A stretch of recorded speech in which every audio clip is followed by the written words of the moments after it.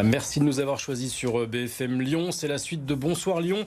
Nous sommes le vendredi 30 juillet. Dans un instant, l'invité de la rédaction, Pierre Oliver, le maire LR du 2e arrondissement de Lyon. Avec lui, on va revenir notamment sur le sujet de la crise sanitaire avec la mise en place du pass sanitaire. Beaucoup de restaurants dans le 2e arrondissement de Lyon. Puis on va parler politique surtout avec notamment des déclarations de Laurent Wauquiez dans le Figaro Magazine en ce qui concerne 2022 et la présidentielle. Mais d'abord, un point sur l'actualité de ce vendredi. Le grand chassé-croisé de l'été, c'est pour ce week-end.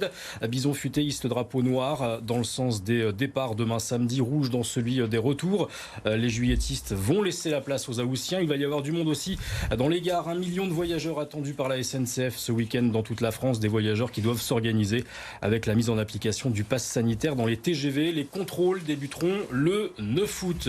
Le pass sanitaire qui ne sera pas obligatoire dans les résidences pour seniors non médicalisés, c'est-à-dire celles qui ne sont pas considérées comme des EHPAD, mais il y a des établissements qui veulent quand même le mettre en place. Exemple dans le quartier des Brotteaux.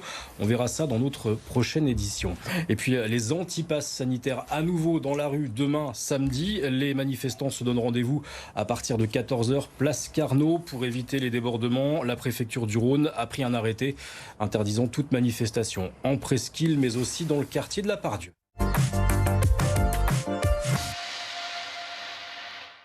Un autre invité ce vendredi soir, Pierre Oliver, bonsoir. Bonsoir. Vous êtes le maire LR du 2e arrondissement de Lyon. On est à 9 mois de la présidentielle et on a voulu vous avoir avec nous en plateau ce soir pour revenir sur notamment les déclarations de Laurent Wauquiez dans le Figaro Magazine qui, semble-t-il, fait un pas de plus vers une candidature pour la primaire, pour la présidentielle à droite. En tout cas, il a envie de jouer un rôle. Ça, il a envie de jouer un rôle, je pense que c'est certain. Lequel, je ne sais pas encore. Je pense que c'est à lui de prendre une décision. En tout cas, il dit plusieurs choses très intéressantes dans cette interview du Figaro. Et il dit notamment quelque chose qui, moi, me touche beaucoup. C'est le principe qu'à droite, on doit jouer collectif et ne pas enclencher la machine à perdre. Les élections régionales et départementales ont suscité un gros espoir à droite. On sent que la droite aura un rôle dans la présidentielle qui vient. Et donc, moi, ce que j'attends en tant que maire Les Républicains, c'est que l'ensemble de nos dirigeants, que ce soit Laurent Wauquiez, Valérie Pécresse et même Xavier Bertrand, tous s'entendent pour que demain, on ait le plus de chances pour gagner la présidentielle de 2022. Ça veut dire quoi? Il se pose en rassembleur de sa famille politique? En tout cas, il a fait un pas pour le rassemblement et ça, c'est vrai que c'est important et c'est un vrai sujet. On voit que depuis plusieurs années, on a les différentes personnalités de la famille politique qui ont tendance à partir. Et là, il tend la main à tout le monde et je pense que ce soit aussi Michel Barnier ou Valérie Pécresse, tous vont dans ce sens et je pense que c'est de bon augure pour la suite. Vous poussez Laurent Wauquiez à se déclarer candidat. Vous souhaitez qu'il soit candidat en 2022 ? Aujourd'hui, moi, c'est un choix que j'avais déjà exprimé sur votre antenne. C'est vrai que Laurent Wauquiez, moi, je le connais depuis longtemps et c'est vrai qu'il a le profil idéal. Après, c'est une décision qui lui appartient.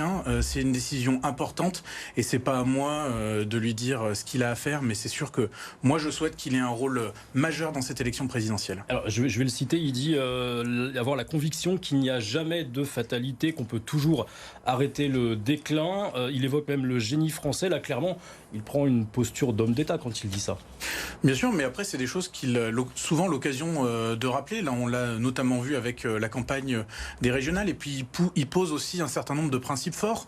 Le travail, le mérite et surtout le retour de l'ordre. Et ça, c'est des choses qui nous tiennent à cœur. Et j'espère que ces thèmes-là seront centraux dans l'élection présidentielle. Parce que si demain, on veut que la France retrouve une certaine grandeur, ça passera par des mesures fortes et de l'audace sur ces principes-là. Et il l'a toujours dit, il souhaite transposer finalement sa politique régionale à la France, c'est ça?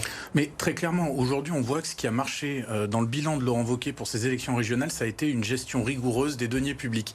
Et ça, on voit bien que c'est quelque chose qui marche et on sent qu'il y a une vraie attente de nos concitoyens sur ce sujet-là, dans une période où on a l'impression que la dépense est illimitée. Non, au contraire, je pense que la gestion rigoureuse est vraiment quelque chose de structurant pour l'avenir de notre pays et aussi de nos collectivités territoriales. Alors vous les avez déjà cités, Xavier Bertrand est déjà déclaré, Valérie Pécresse également.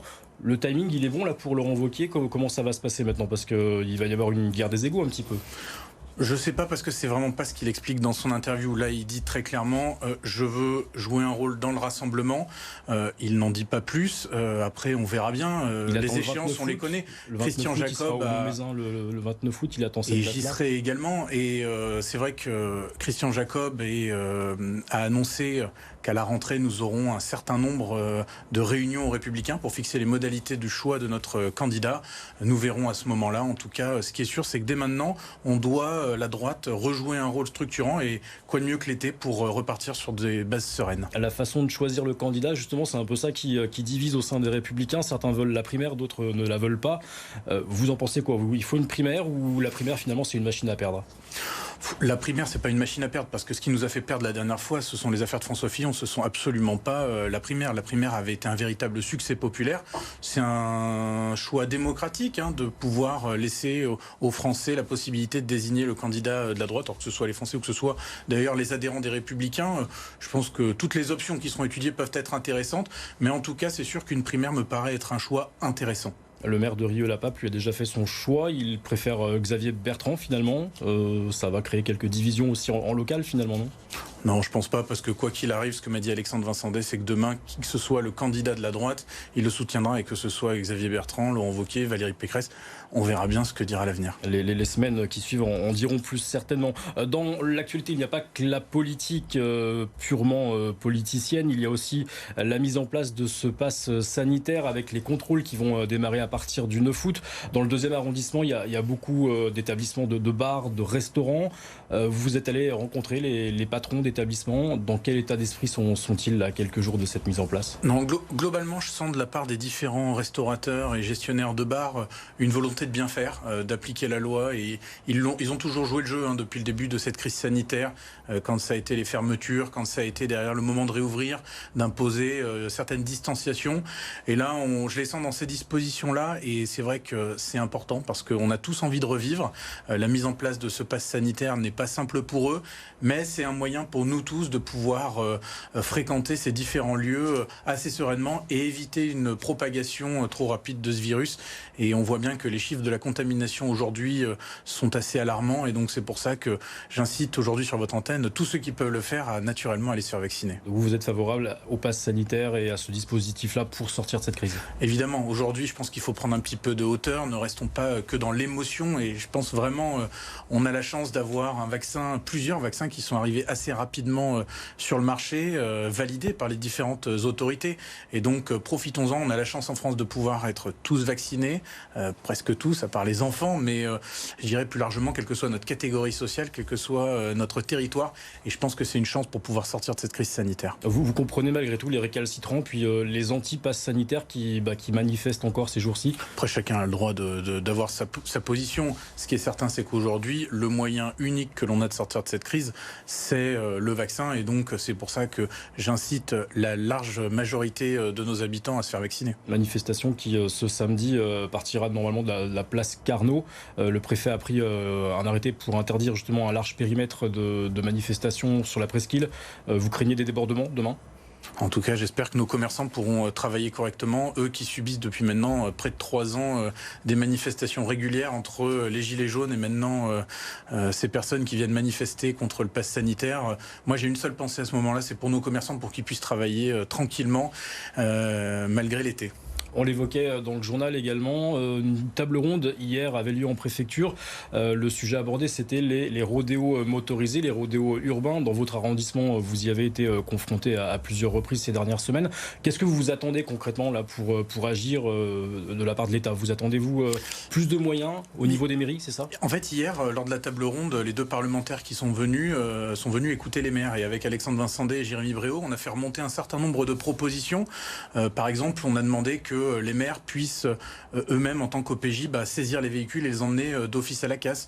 On a proposé de pouvoir résilier les baux dans les logements sociaux de ceux qui pourraient stocker des véhicules ou des motos, je dirais plutôt des motos, dans leurs appartements, ou également la possibilité de pouvoir survoler par drone, que la police municipale puisse le faire et suivre, je dirais, en temps réel les rodéos pour derrière pouvoir attraper plus facilement les différents délinquants. Donc vous demandez des moyens pour agir?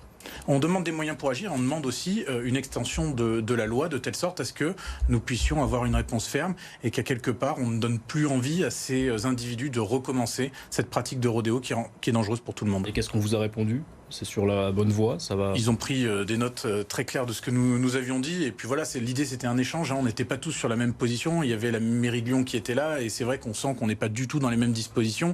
On a clairement un problème sur les caméras de vidéoprotection, sur le nombre de policiers municipaux. Mais voilà, je pense que la réponse, elle s'apporte à deux. Avec d'un côté la police municipale, la police de Rieux ou de Bron fait un travail exemplaire. La nôtre aussi, avec les moyens qui sont les leurs. Et je pense qu'à un moment donné, c'est un travail partenarial. Et moi, j'espère vraiment que demain, la mairie de Lyon prendra aussi ce virage et recrutera plus de policiers municipaux et installera plus de caméras de vidéoprotection. Et là aussi, c'est un sujet qu'on suivra évidemment, l'évolution sur BFM Lyon. Merci beaucoup, Pierre Oliver. Cher Jérôme, je voulais vous souhaiter bonne continuation parce que c'est votre dernière émission aujourd'hui chez BFM Lyon et merci pour tout ce que vous avez fait. Merci beaucoup pour votre message. Merci à vous d'être venu sur le plateau. Bonne soirée.